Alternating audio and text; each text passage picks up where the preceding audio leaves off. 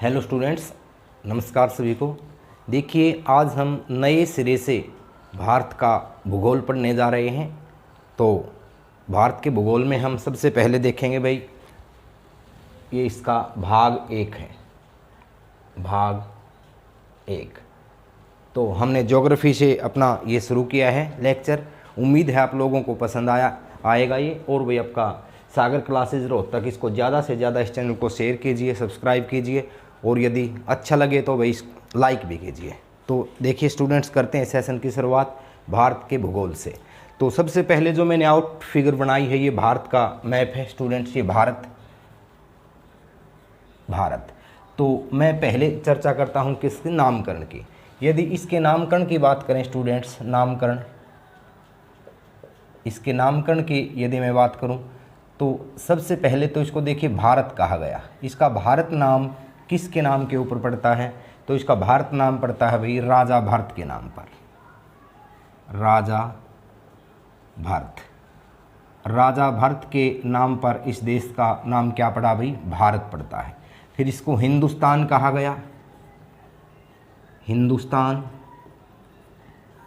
इसको इंडिया कहा गया, आर्यवर्त कहा गया। भारत, हिंदुस्तान, इंडिया, आर्यवर्त। जम्बू द्वीप कहा गया, जम्बू द्वीप कहा गया। तो इनके पीछे एक कारण है कि भाई हर एक नाम के पीछे कोई ना कोई रीज़न रहा है क्यों इसको ये नाम दिया गया। और इसके बाद में जो हमारा संविधान है उसमें इसका नाम क्या है संविधान में, तो ये भी हमें ध्यान देने योग्य पॉइंट है ये भी कि संविधान में क्या कहा गया है। तो देखिए, जैसे हमने बता दिया कि भाई जो भारत है अपना देश, ये स्टूडेंट्स राजा भरत के नाम पर, जो राजा थे भरत, उनके नाम पर इसका नाम भारत पड़ा। और फिर ईरानियों ने इसको क्या कहा? हिंदुस्तान कहा। ईरानियों ने यह नाम दिया कि ये हिंदुस्तान है। और सिंधु नदी के उस पार बसे होने के कारण से इसको इंडिया कहा गया। अंग्रेज़ों ने यह नाम दिया, अंग्रेज़ों ने, कि ये इंडिया है। और भाई आर्यों की संतान होने के कारण, आरंभ में पता है आप लोगों को, वैदिक सभ्यता जो बसाई थी स्टूडेंट्स, वो आर्यनों ने बसाई थी। और जगह जगह पूरे भारत में कबीला टाइप में वो जगह जगह रहे थे। तो इस कारण से, उन्हीं के कारण इसको आर्यवर्त कहा गया। और इस शब्द का अर्थ भी पूछ लेता है, शब्द का अर्थ भी कई बार पेपर में आया हुआ है कि भाई इस शब्द का अर्थ क्या है। तो इस शब्द का अर्थ है सर्वश्रेष्ठ। इस शब्द का क्या अर्थ है? सर्वश्रेष्ठ। इसके बाद में हाथी। जम्बू द्वीप क्यों कहा गया? हाथियों की संख्या अधिक होने के कारण से इसको, हाथियों की संख्या, पुराने समय में हाथियों की संख्या जो है वो अधिक होने के कारण से इसको क्या कहा गया स्टूडेंट्स? जम्बू द्वीप कहा गया। अब यहाँ से देखिए नाम काफ़ी आ गए हमारे पास, लेकिन संविधान में क्या नाम है? तो संविधान में नाम है India, that is Bharat. India that is Bharat, ये हमारे देश का नाम है संविधान में। तो ये पूछ सकता है पेपर में कि इसका नाम भारत क्यों पड़ा, या इसको हिंदुस्तान किसने कहा, इंडिया किसने कहा, आर्यवर्त क्यों कहा गया, जम्बू द्वीप क्यों कहा गया। तो ये इसके नामकरण से संबंधित प्रश्न पेपर में आ सकता है।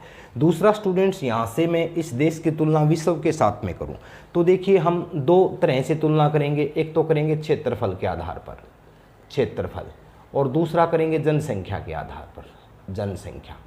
तो यदि मैं विश्व के साथ में इसकी तुलना करूं तो क्षेत्रफल की यदि हम बात करें तो विश्व के कुल क्षेत्रफल का स्टूडेंट्स भारत के पास 2.4% है। ये पेपर में कई बार पूछा गया है कि भी भारत के पास कितना भूभाग है विश्व का। तो विश्व के कुल भूभाग का 2.4% है। और जनसंख्या की यदि बात करें तो 17.5% भारत के पास जनसंख्या है। विश्व की कुल जनसंख्या जो है उसका 17.5% है। और ये डेटा जो है 2011 की जनगणना के अनुसार है, 2011 की जनगणना के अनुसार। यदि मैं रैंक की बात करूं तो क्षेत्रफल में भारत का रैंक आप लोगों को पता है, क्षेत्रफल में यह विश्व का 7वां बड़ा देश है। और जनसंख्या में आप लोगों को पता है यह वर्ल्ड का 2nd लार्जेस्ट कंट्री है।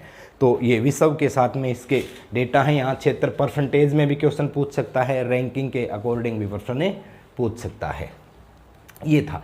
यदि मैं यहाँ पर पहले स्थान की चर्चा करूँ तो क्षेत्रफल में भारत का 7वां स्थान है, लेकिन पहला स्थान स्टूडेंट्स रूस का होगा। और जनसंख्या में बात करूँ तो पहला स्थान जो है वो चीन का होगा। तो ये पहला स्थान है इनका और ये भारत की रैंकिंग है। अब देखिए भाई, इसको एक बार साफ़ कर देते हैं, इसको साफ़ कर देते हैं।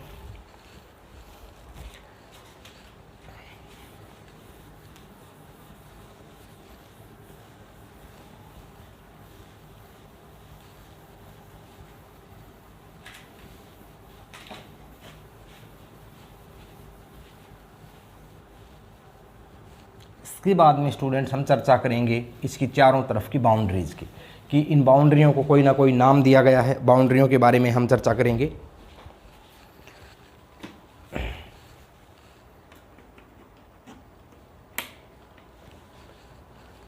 तो देखिए भाई, यहाँ से स्टूडेंट्स भारत की चारों तरफ की बाउंड्रियों की चर्चा करूँ मैं, तो ये जो है यहाँ पर आपका लद्दाख वाला एरिया है। 2011 के अकॉर्डिंग यदि देखें तो यहाँ पर जम्मू कश्मीर स्टेट होती थी, आप लोगों को पता है। जम्मू कश्मीर अब स्टेट नहीं है, जम्मू कश्मीर को तोड़ करके 2 केंद्र शासित प्रदेश बना दिए हैं, जम्मू और लद्दाख। तो यहाँ पर ये लद्दाख वाले क्षेत्र में पड़ता है भैया। अब ये लद्दाख वाले क्षेत्र में पड़ता है। यहाँ इस पॉइंट पर स्टूडेंट्स, इसको हम इंदिरा काल कहते हैं, इंदिरा काल, जो कि कहाँ पड़ता है अब लद्दाख में पड़ता है। पहले कहाँ पड़ता था? पहले जम्मू कश्मीर स्टेट कहलाता था, ये जम्मू कश्मीर में राज्य में पड़ता था, लेकिन अब केंद्र शासित प्रदेश लद्दाख में यह जगह पड़ती है। यहाँ से पूछ सकता है स्टूडेंट्स, ये चेंज हुआ है। और आपको डेफिनेटली इंदिरा काल भारत का उत्तरी पॉइंट कहाँ पर है, डेफिनेटली ऑप्शन में जम्मू कश्मीर देगा, लेकिन हमें जम्मू कश्मीर ने बता करके क्या बताना है, लद्दाख बताना है। ये आपको ध्यान में रखना है। दूसरी चीज़ देखें, यहाँ पर आपका द्वीप समूह है स्टूडेंट्स, ये आपका उत्तरी सिरा हो गया। ये अंडमान और निकोबार द्वीप समूह है। यहाँ पर इस जगह पर स्टूडेंट्स आपका इंदिरा पॉइंट है, इंदिरा पॉइंट। इसको पारसेक पॉइंट्स बता दें आपको, इसको पारसेक पॉइंट भी कहा जाता है, पारसेक पॉइंट, पारसेक पॉइंट। और इसको पिगमेलियन पॉइंट भी कहा जाता है, पिगमेलियन पॉइंट। पॉइंट एक है, नाम इसके 3 हैं, ध्यान रखिएगा। दूसरी चीज़ देखें भाई, ये गुजरात में इसका पश्चिमी सिरा है, जिसको हम सरकरिक गुजरात में है, ये गुजरात में ये इसका पश्चिमी सिरा पड़ता है। और एक जगह है यहाँ पर अरुणाचल प्रदेश में किबूती, किबूती, ये इसका पूर्वी सिरा है, पूर्वी सिरा। ये अरुणाचल प्रदेश में है, अरुणाचल प्रदेश, अरुणाचल प्रदेश में है किबूती। तो इस तरह से ये चारों ही बाउंड्रियां पेपर में कई बार पूछ ली जाती हैं कि भाई इसका उत्तरी सिरा क्या कहलाता है, इसका दक्षिणी सिरा क्या कहलाता है, पश्चिमी सिरा क्या कहलाता है। ये पश्चिमी सिरा है भाई, पश्चिमी सिरा, पश्चिमी सिरा क्या कहलाता है। जहाँ तक स्टूडेंट्स सूर्य के निकलने का स्थान का समय है, तो यहाँ पर पूछ लेता है कि भारत में सबसे पहले सूर्य कहाँ निकलता है। तो ये जो आपकी स्टेट है स्टूडेंट्स, ये वाली स्टेट, यहाँ पर ये अरुणाचल प्रदेश है। मैं इस चीज़ को यहाँ मेंशन कर रहा हूँ, अरुणाचल प्रदेश, अरुणाचल प्रदेश, अरुणाचल प्रदेश सबसे पहले सूर्य निकलता है, सबसे पहले सूर्य निकलता है। सबसे बाद में कहाँ निकलता है? गुजरात में, सबसे बाद में गुजरात में, सबसे बाद में कहाँ निकलता है? गुजरात में। और दोनों स्थानों पर यदि मैं अंतर की बात करूं तो लगभग 2 घंटे का अंतर है, लगभग 2 घंटे का यहाँ अंतर है। चलो स्टूडेंट्स, आपको कमेंट बॉक्स में बताना है कि विश्व में उगते हुए सूर्य का देश कौन सा है और डूबते हुए सूर्य का देश कौन सा है। ये दोनों ही क्वेश्चन आपको कमेंट बॉक्स में बताने हैं। मैंने भारत के राज्य बता दिए। भारत में सबसे पहले अरुणाचल, अरुण का अर्थ ही बता दें आपको सूर्य की पहली किरण होता है, और सूर्य की पहली किरण यहाँ अरुणाचल प्रदेश में पड़ती है और सबसे बाद में गुजरात में, और दोनों के समय में लगभग 2 घंटे का अंतर है। अब आपको कमेंट बॉक्स में बताना है कि भाई विश्व में सबसे पहले सूर्य किस देश में निकलता है और किस देश में सूर्य जो है वो डूबता है। डूबने वाले सूर्य का देश और उगने वाले सूर्य का देश आपको बताना है, तो आपको ध्यान में रखना है। कमेंट बॉक्स में आप जवाब दीजिए इन दोनों प्रश्नों का। अब देखें भाई, हम चर्चा करें स्टूडेंट्स इसकी बाउंड्रीज़ का। तो देखिए यहाँ से कई बार पेपर में आ जाता है कि भारत की उत्तर से दक्षिण लंबाई कितनी है, उत्तर से दक्षिण लंबाई भारत की कितनी है। तो यहाँ पर ये जो लंबाई है स्टूडेंट्स आपके उत्तर से दक्षिण, ये 3214 किलोमीटर है। 3214 किलोमीटर इसकी उत्तर से दक्षिण लंबाई है। और यदि मैं पश्चिम से पूर्व की बात करूं, पश्चिम से पूर्व की बात करूं, तो स्टूडेंट्स ये जो लंबाई है इसकी, ये 2933 किलोमीटर है। 2933 किलोमीटर। भारत की पश्चिम से पूर्व लंबाई कितनी है, 2933 किलोमीटर है।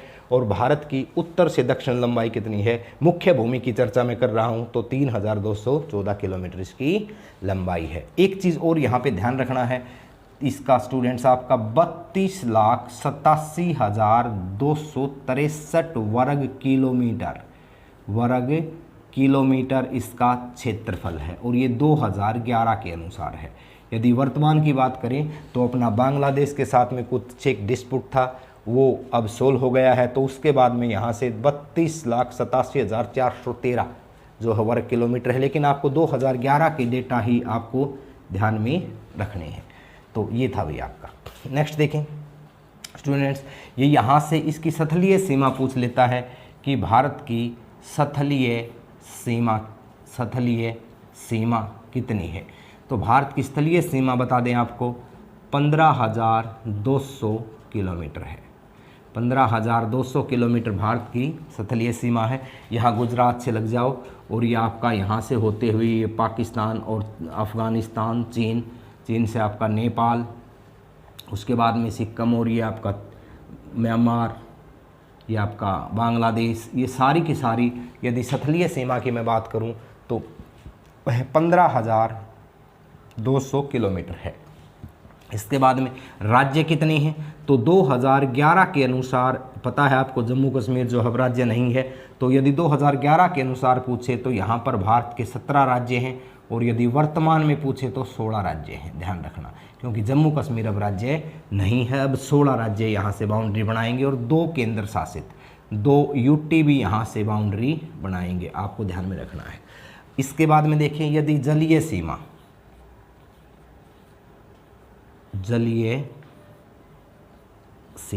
भारत की जलीय सीमा की मैं बात करूं तो स्टूडेंट्स ये है आपकी 6,100 किलोमीटर है, 6,100 किलोमीटर। लेकिन यहाँ ध्यान रहे ये शुद्ध जलीय है, शुद्ध जलीय सीमा है। यदि शुद्ध जलीय सीमा पूछे तो हमें 6100 किलोमीटर आंसर देना है, और यदि सामान्य जलीय सीमा पूछे तो हमें 7,516 किलोमीटर आंसर देना है। सामान्य जलीय सीमा यहाँ पर इसमें स्टूडेंट्स आपका बता दें जो द्वीप है भारत के, उनकी बाउंड्रीज भी इसमें शामिल हो जाती हैं। शुद्ध जलीय पूछेगा तो ये, और राज्यों की संख्या पूछे, राज्यों की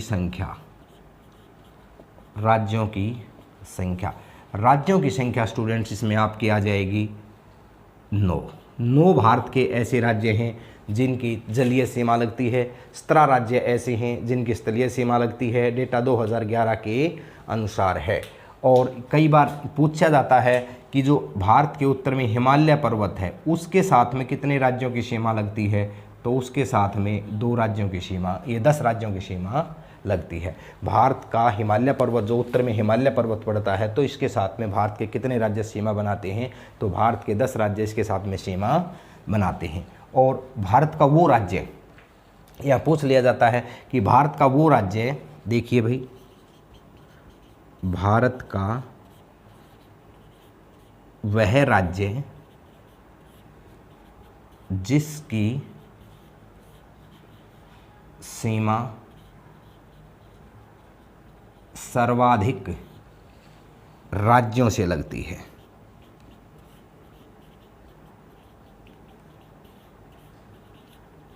कौन सा है, तो वो है आपका उत्तर प्रदेश।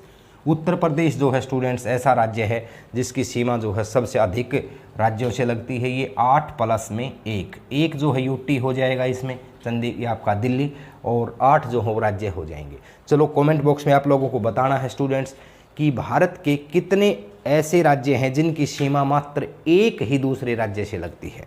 तो ये आपको जवाब देना है कि भाई ऐसे भारत में कितने राज्य हैं जिनका बॉर्डर केवल दूसरे एक ही राज्य से लगता है, ये आपको बताना है, उनकी संख्या बतानी है। ऐसे 2 राज्य हैं, 4 राज्य हैं, या 3 राज्य हैं, या मात्र एक राज्य ऐसा है जिसकी सीमा किसी दूसरे एक ही राज्य से लगती है, ये आपको कमेंट बॉक्स में बताना है। दूसरी चीज़ देखें, यहाँ से मैं बाउंड्री की चर्चा कर रहा था स्टूडेंट्स। एक यहाँ से आपका जो पेपर में प्रश्न बन जाता है वो बन जाता है भी सीमा रेखा से संबंधित। तो देखें, सीमा रेखा से संबंधित प्रश्न बन जाता है। तो यहाँ पर आपको 7 सीमा रेखाएं ध्यान में रखनी हैं। 7 सीमा रेखाएं कि कौन सी सीमा रेखा जो है वो किसके साथ में लगती है। तो देखें,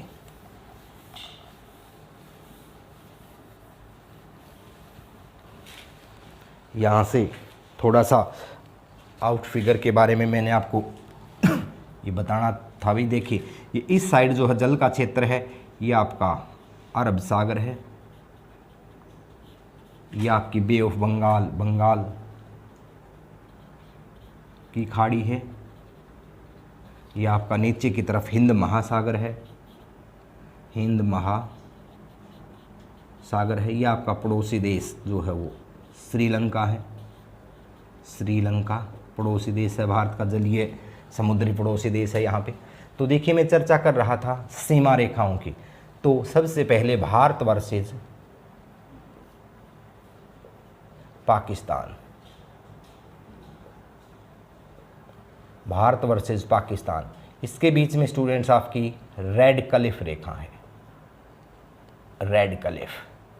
और इसका जो निर्धारण है, पूछ लिया जाता है रेड क्लिफ रेखा का निर्धारण कब हुआ। तो ये निर्धारण हुआ था 1947, 1947 में इसका निर्धारण हुआ। किसके द्वारा हुआ स्टूडेंट्स? ये रेड क्लिफ नाम के व्यक्ति के द्वारा निर्धारित की गई थी। पेपर में प्रश्न बनता है रेड क्लिफ रेखा किन 2 राज्यों के बीच में है, तो हमें बताना है भारत और पाकिस्तान के बीच में स्थित है। इसके बाद में है आपकी ये भारत वर्सेस अफगानिस्तान, अफगानिस्तान। तो अफगानिस्तान और भारत के बीच ये है स्टूडेंट्स आपकी डुरंड रेखा, डुरंड रेखा। किसके द्वारा? डुरंड नाम के व्यक्ति के द्वारा निर्धारित हुई है। और भाई आपकी ये निर्धारित हुई थी 1893 में। 1893 में यह रेखा अस्तित्व में आई। एक्चुअल में यह रेखा पाकिस्तान और अफ़गानिस्तान के बीच में है। ये आपका यहाँ से ये पाकिस्तान है, ये पाकिस्तान है स्टूडेंट्स, और यहाँ से आपका इस साइड ये अफ़गानिस्तान है, ये अफ़गानिस्तान है, और ये आपका पाकिस्तान है, पाकिस्तान है। तो यहाँ पर ये रेखा जो है, ये रेखा ये आपकी डुरंड रेखा है। लगभग 2600 किलोमीटर समथिंग है ये, लेकिन यहाँ से 106 किलोमीटर, ध्यान रहे 106 किलोमीटर ये भारत के साथ में भी लगती है। हालांकि ये क्षेत्र अब पीओके वाले क्षेत्र जगह में है, पाकिस्तान ऑक्यूपाइड कश्मीर में है, लेकिन इंटरनेशनल मैप में यहाँ अफ़गानिस्तान के साथ में भारत की 106 किलोमीटर सीमा रेखा है। आपको ध्यान में यह रखना है। और यह है अफ़गानिस्तान और पाकिस्तान के बीच में है। एक्चुअल में ये रेखा है जो इसने डुरंड नामक व्यक्ति ने निर्धारित की थी अफ़गानिस्तान और पाकिस्तान के बीच में, लेकिन ये अफ़गानिस्तान और भारत के बीच में भी लगती है। ये क्षेत्र जो है बता दें आपको पीओके वाले क्षेत्र में पड़ता है। दूसरी चीज़ देखें मैं यहाँ से सीमा रेखाएं, इसके बाद में भारत वर्सेज चीन, भारत वर्सेज चीन, इसके बीच में जो सीमा रेखा है स्टूडेंट्स आपकी ये है मैकमोहन, मैकमोहन रेखा, मैकमोहन रेखा। ये 1914 में निर्धारित हुई थी मैकमोहन रेखा। हेनरी मैकमोहन नाम के व्यक्ति ने इसको निर्धारित किया था, हेनरी मैकमोहन। हेनरी मैकमोहन ने इसको निर्धारित किया था स्टूडेंट्स, और 1914 में निर्धारित हुई थी। एक दो रेखाएं आपको और भी यहाँ से ध्यान में रखनी है स्टूडेंट्स। ये आपका भारत का ये जो सिर है, भारत का जो टॉप हिस्सा है, यहाँ से यहाँ तक और ये यहाँ से यहाँ तक, ये जो रेखा है आपकी स्टूडेंट्स, इसको बोलते हैं LOC। तो भारत और चीन के बीच में मैकमोहन रेखा हो गई। एक भारत वर्सेस पाक, यहाँ पे LOC भी है, LOC। एक भारत वर्सेस चीन, यहाँ LAC भी है, LAC। तो ध्यान रहे LAC और LOC में आपको पजल नहीं होना है। ये स्टूडेंट्स जो आपका क्षेत्र है, यहाँ से इसको हम अक्साई चीन बोलते हैं। क्या बोलेंगे? अक्साई चीन, अक्साई चीन। ये 1962 में जब भारत पर चीन ने आक्रमण किया था तो उस समय है यह रेखा अस्तित्व में आई थी। तो LAC किन दो देशों के बीच में है? LAC भारत और आपका चीन के बीच में है। LOC किसके बीच में है? भारत और पाकिस्तान के बीच में LOC रेखा स्थित है। दूसरी चीज़ देखें, हम चर्चा करें स्टूडेंट्स आपकी भारत और बांग्लादेश। यदि यहाँ नेपाल और भूटान के साथ में हम चर्चा करें तो यहाँ पर ओपन बाउंड्री है स्टूडेंट्स, ट्रेड वगैरह जो है वो यहाँ पर ओपन है। ये आप भारत का राज्य सिक्किम, यहाँ पे सिक्किम है, ये आपका भूटान देश है। और यदि मैं बांग्लादेश के साथ में चर्चा करूँ, बांग्लादेश के साथ में देखिए भी भारत वर्सेस बांग्लादेश, यहाँ पे 3 बीघा कॉरिडोर, 3 बीघा कॉरिडोर, 3 बीघा कॉरिडोर जो है वो भारत और बांग्लादेश के बीच में है। तो इस तरह से आपका 1 2 3 4 5 6, ये 6 रेखाएं आपको ध्यान में रखनी है। एक भाई 7वीं जो है वो भारत वर्सेस बांग्लादेश, ये जो है शून्य रेखा, शून्य रेखा, ये भारत के त्रिपुरा राज्य में है, भारत के त्रिपुरा राज्य में, भारत के त्रिपुरा राज्य में है। तो ये आपको 7 सीमा रेखाएं आपको ध्यान में रखनी है। ये कि भी कौन सी सीमा रेखा जो है किस राज्य के बीच में स्थित है, एक बार फिर से देख लीजिए। भारत वर्सेस पाकिस्तान के बीच में रेड क्लिफ है, निर्धारण 1947 में हुआ था, रेड क्लिफ नाम के व्यक्ति ने किया था। दूसरा, भारत वर्सेस अफगानिस्तान के बीच में डुरंड रेखा है, निर्धारण 1893 में हुआ था। एक्चुअल में भारत, अफगानिस्तान और पाकिस्तान के बीच में है, लेकिन 106 किलोमीटर की सीमा जो है वो यहाँ पर भारत के साथ भी लगती है। ये आपका POK वाला क्षेत्र है, पाकिस्तान ऑक्यूपाइड कश्मीर। कई बार पेपर में इसकी राजधानी आ जाती है स्टूडेंट्स, इसकी राजधानी मुजफ्फराबाद है, मुजफ्फराबाद। POK की राजधानी कौन सी है? मुजफ्फराबाद जो है वो POK की राजधानी है। तो आपको ध्यान में ये चीज़ रखनी है। इसके बाद में आपका भारत वर्सेस पाकिस्तान के बीच में LOC है, उसके बाद में भारत वर्सेस चीन के बीच में LAC है, भारत वर्सेस चीन के बीच में मैकमोहन है, जिसका 1914 में निर्धारण हुआ, हेनरी मैकमोहन नाम के व्यक्ति ने यह निर्धारण किया था। भारत और बांग्लादेश के बीच में 3 बीघा कॉरिडोर है, भारत और बांग्लादेश, और भारत और बांग्लादेश के बीच में ही शून्य रेखा भी स्थित है, जो कि त्रिपुरा राज्य में स्थित है। तो एक सीमा रेखा आपको ध्यान में रखनी है कि किस के बीच में यह स्थित है। यहाँ से एक प्रश्न आपके पेपर में स्टूडेंट्स जरूर बन जाता है। अब देखें भाई नेक्स्ट, इसको साफ कर लेते हैं।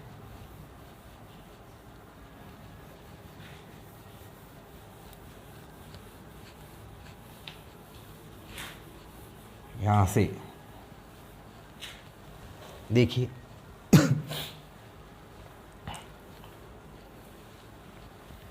कई बार स्टूडेंट्स भारत का अक्षांशीय विस्तार पूछ लेता है कि भारत का अक्षांशीय विस्तार क्या है और भारत कहाँ पर स्थित है। तो देखिए मोटे तौर पर हम इसको थोड़ा सा आपको मेन पॉइंट बताएंगे। इसके अतिरिक्त एक टॉपिक रहेगा अपना विश्व भूगोल का ग्लोब, तो इसके बाद में मैं उसको करवाऊंगा ग्लोब को, तब जाकर के आपको आगे चीज़ें समझ में आएंगी। फिर भी एक बार देख लीजिए कि एक तो स्टूडेंट्स भारत जो है वो एशिया महाद्वीप का देश है, भारत एशिया महाद्वीप का देश है, दक्षिणी एशिया में पड़ता है। दूसरी चीज़ ग्लोब पर यह है, ये ध्यान देने योग्य बात है स्टूडेंट, ट्रिपल स्टार क्वेश्चन है ये। ग्लोब पर ग्लोब पर यह उत्तरी और पूर्वी गोलार्ध में स्थित है।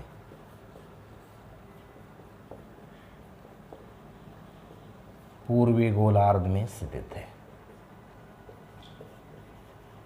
मान लिया ये आपका ग्लोब है, ये आपका 0 डिग्री अक्षांश रेखा है, ये आपकी 0 डिग्री देशांतर रेखा है। सिस्टम से मैं करवाऊंगा ग्लोब का टॉपिक आपका। और ये आपका 0 डिग्री जो अक्षांश रेखा है, इसने 2 भागों में पृथ्वी को बांट दिया। ऊपर वाला जो है आपका क्या कहलाया, उत्तरी गोलार्ध। नीचे वाला क्या कहलाया, दक्षिणी गोलार्ध। दक्षिणी गोलार्ध। ये 0 डिग्री देशांतर रेखा ने भी 2 भागों में बांट दिया।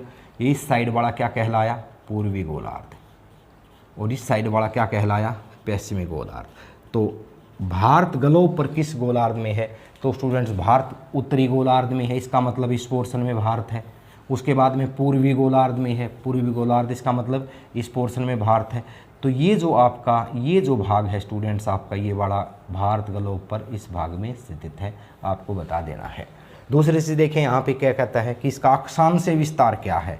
अक्षांश का विस्तार, अक्षांश का विस्तार तो पता है आपको 0 डिग्री से यहाँ अक्षांश की संख्या जो है वो 90 है, और अक्षांशीय रेखाओं की संख्या कितनी है स्टूडेंट्स, यहाँ पे आपका 89 है। ध्यान रखना, रेखाएं 89 है लेकिन अक्षांश कितने हैं, 90 हैं।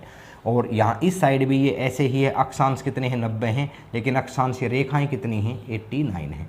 तो यहाँ से देखिए अक्षांश विस्तार भारत का क्या कहता है, ये कहता कि 8 डिग्री 4 मिनट उत्तरी गोलार्ध से, उत्तरी गोलार्ध से, अर्थात क्या कहता है, ये 0 डिग्री है तो इससे जो सेंटर पॉइंट से जो कोणीय दूरी है 8 डिग्री 4 मिनट से यहाँ से शुरू होता है भारत, और 37 डिग्री 6 मिनट उत्तरी अक्षांश, उत्तरी अक्षांश, उत्तरी यहाँ उत्तरी गोलार्ध में है, उत्तरी अक्षांश से 37 डिग्री 6 मिनट उत्तरी अक्षांश तक यह भारत है। ये 8 डिग्री यहाँ पे आ जाएगी तो ये आपका 37 डिग्री यहाँ पर, इसके बीच में भारत है। यदि देशांतर के विस्तार की मैं चर्चा करूँ, इसका देशांतर का विस्तार क्या है, देशांतर का विस्तार, तो देशांतर का विस्तार 68 डिग्री 7 मिनट पूर्वी गोलार्ध से, मिनट पूर्वी देशांतर से 97 डिग्री 25 मिनट पूर्वी देशांतर। अर्थात यहाँ से 0 डिग्री देशांतर आपको पता है, इस साइड ये 180 रेखाएं हैं, इस साइड भी 180 रेखाएं हैं। तो यहाँ से 0 डिग्री से ये 68 यहाँ से और 97 तक ये फैला है। अर्थात ये जो वर्ग हमारे पास आ गया यहाँ पर स्टूडेंट्स ग्लोब पर, ये आपका भारत है, ये आपका भारत है। तो इस तरह से कई बार ये पेपर में पूछ लिया जाता है कि भारत का अक्षांशीय विस्तार क्या है या भारत का देशांतरीय विस्तार क्या है।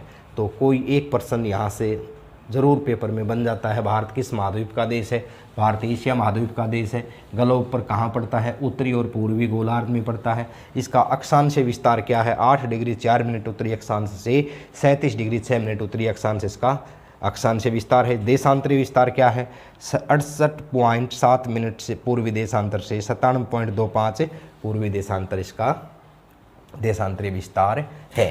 तो ये था स्टूडेंट्स आपका भारत का अक्षांशीय और देशांतरीय विस्तार, इसके बारे में प्रश्न आ जाता है। आपको ये बताना है स्टूडेंट्स कि देशांतर रेखाओं की दूरी किससे मापते हैं, देशांतर रेखाओं की दूरी किस से मापी जाती है, किस यंत्र से मापते हैं, ये आपको बताना है, यंत्र से मापते हैं। तो ये आपको ध्यान में रखना है। और ये 3 क्वेश्चन हो गए स्टूडेंट्स आपका, उगता हुआ सूर्य का देश, डूबता हुआ सूर्य का देश, देशांतरीय रेखाओं की दूरी। तो इस तरह से कमेंट बॉक्स में आपको इनका जवाब देना है, नहीं तो नेक्स्ट लेक्चर में मैं इन प्रश्नों का उत्तर आपको बताऊंगा। ये था भाई, आप देखें आगे बढ़ते हैं।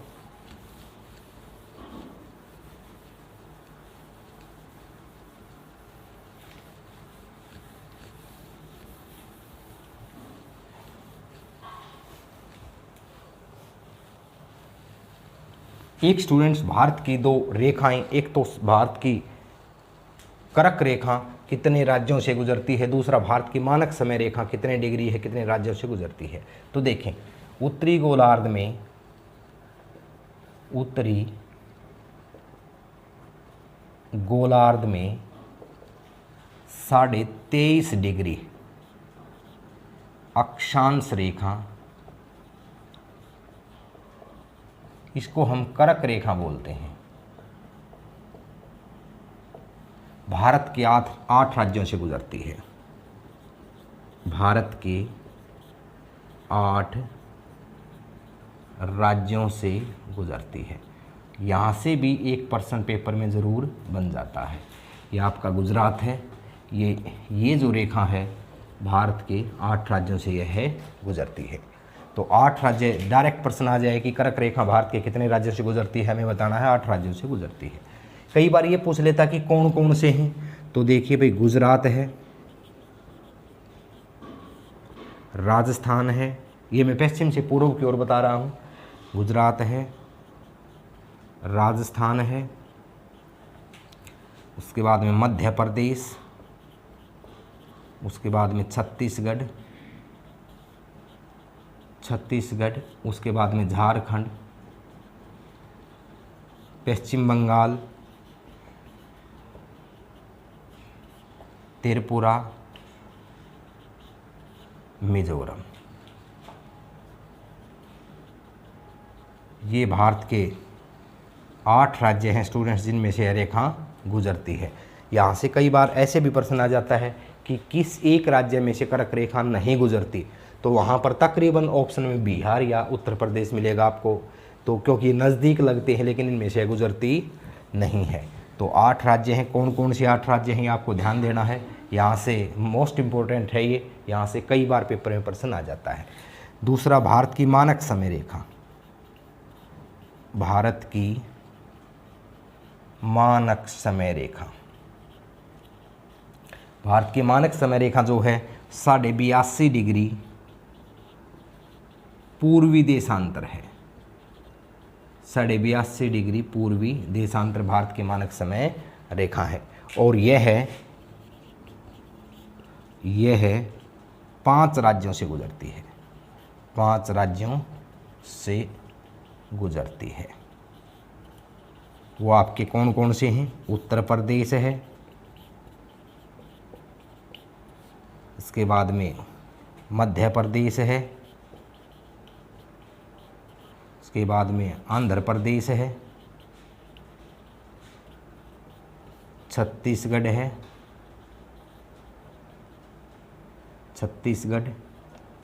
और उड़ीसा।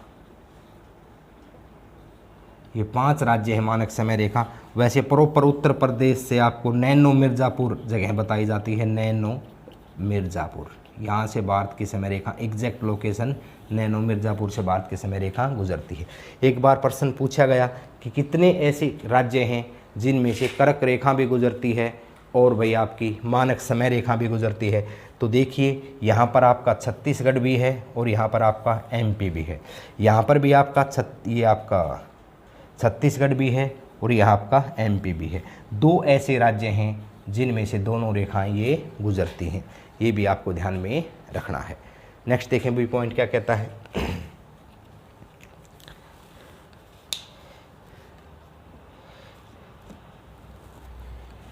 ये कुछ एक डेटा स्टूडेंट्स इसकी बाउंड्रियों से संबंधित हैं कि किस राज्य के साथ में कौन सी बाउंड्री है और लगती है, किस राज्य के साथ में, किस देश के साथ में सीमा रेखाएं लगती हैं, कहाँ पर इसका एक जनगणना से संबंधित है, जनसंख्या कितनी किसकी ज़्यादा है, कम किसकी है, क्षेत्रफल, जनघनत्व, साक्षरता, लिंग अनुपात, इस तरह का।